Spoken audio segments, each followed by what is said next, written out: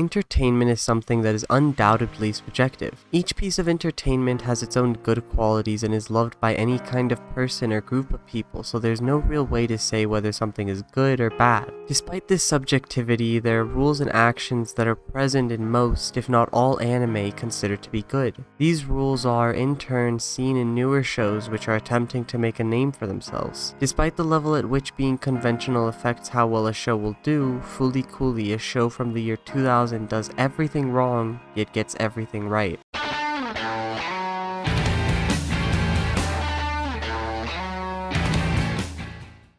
Fooly Cooly can almost be considered ominous. A common practice in all media, not just anime, is to introduce the characters at the start of the story. Instead, Fooly Cooly simply doesn't. Throughout the entirety of the 6 episodes, the characters are never introduced to the viewer. Their names are mentioned and we eventually understand their personalities through their actions, but these are things that we've observed rather than things we've been told. Although I knew the names and personalities of the characters by the end of the show, that was only at the end. Only until the last episode did I really understand their motives. And even after understanding their motives, only more questions popped up. We don't get to know what any of these characters are thinking or why they're doing anything, which is made even weirder when unexplainable aspects, such as massive mechas coming out of a character's head, come into play. This type of introduction does leave the viewer confused at first, but it also works in the favor of Fooly Cooly because it allows us to understand the characters from the viewpoint of an actual person getting to know these characters. It gives the feeling of knowing everything about these characters only for a wave of new info to rush in, reconstructing your entire view of the character, which is reminiscent of meeting someone new and knowing nothing about them or what is, to them, their normal everyday life. There aren't many main characters within the show, but each one has many things about them that makes them feel real yet ominous. This furthers the realistic aspects of these characters and the feeling of getting to know new people whose struggles you know nothing of.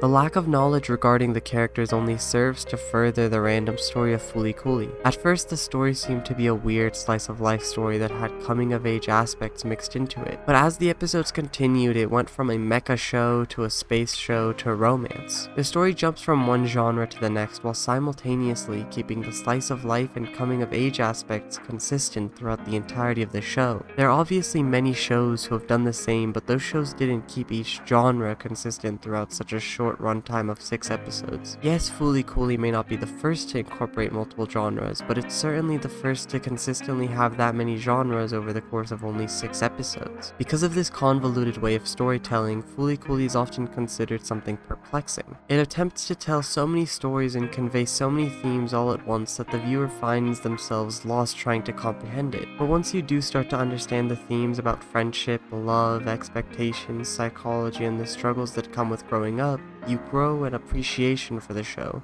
At first, Naota, the main character, is nothing more than a brick wall, voidless of emotion. Despite only being around 12 years old, he seems to be discontent with his life. He doesn't have close friends, he has no one that makes him happy, and the person that he looked up to has left him behind. Fooly Cooly goes about expressing its themes through Naota and his experiences, who is still a mere stranger to the viewer. Naota doesn't necessarily have friends, but he has people that he stays around, whether that be Mamimi or Ninamori. His interactions with these two portray the themes of not only friendship, but also love. Naota helps Ninamori when she's in trouble despite not being a close friend of hers. He himself is conflicted about his actions. He knows he did something good, but he doesn't know why he did it. While Ninamori does have aspects of love, she, alongside 2 other side characters, is there to show how much Naota values friendship, yet how distant he is towards these friends. Mamimi, on the other hand, is a representation of love. Through our perspective, she's seen to have feelings for Naota and wishes he'd give her more attention. But as the story progresses, we get to see just how complicated her love is. Mamimi was and still is in love with Naota's older brother, who has now left them to go to America to play baseball.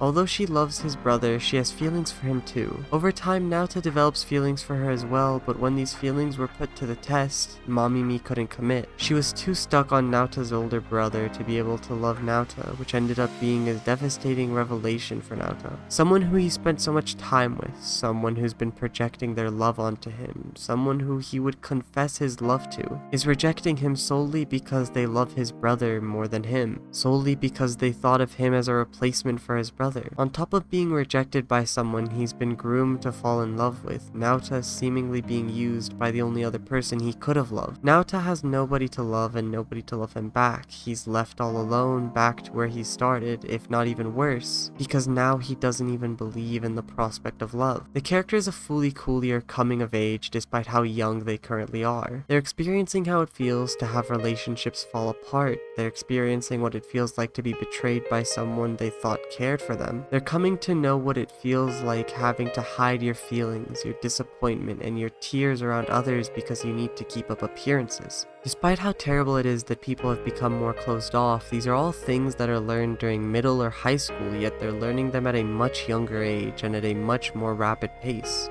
Although it has a small cast of characters, Fooly Cooly portrays these countless themes in realistic and consistent ways which even the most praised of shows struggle to do. On top of having multiple genres and themes, multiple art styles are used throughout the course of Fooly Cooly. Suddenly changing the art style is a staple in anime, which is often found in comedy and romance, but it's done in a unique way in Fooly Cooly. Fooly Cooly's original art style is a unique one to begin with, but to add on to that, there are often times when the animation and art suddenly switch to that of manga or of other series, and back without any rhyme or reason. It's not often done at a comedic moment, but it's seemingly random, which is why it's something to note. These sudden changes in art style aren't often done elsewhere and stand to display Fooly Cooly's unorthodox way of doing things. The technical aspects of Fooly Cooly are just as weird and intriguing as the visual and presentation aspects. Typically, background music in anime would be just barely audible so as to not be overbearing or prevent the viewer from hearing the voice actors.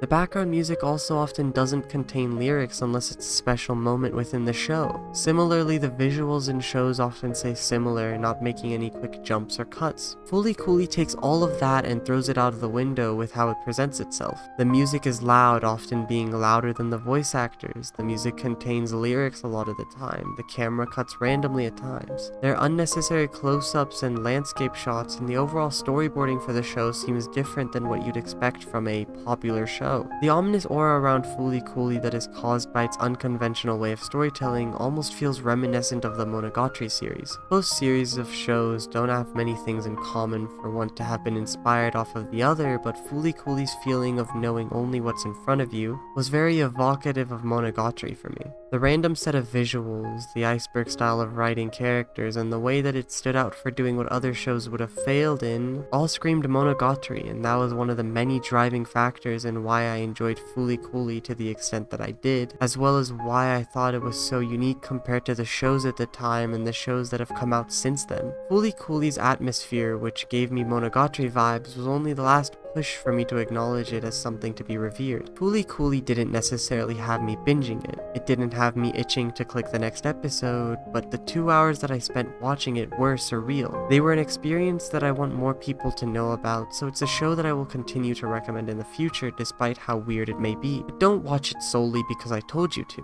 There are a lot of shows that I think people should watch only when they feel like it, because going in with high expectations is sure to backfire. Fooly Cooly may not be conventional, but it surely is a masterpiece.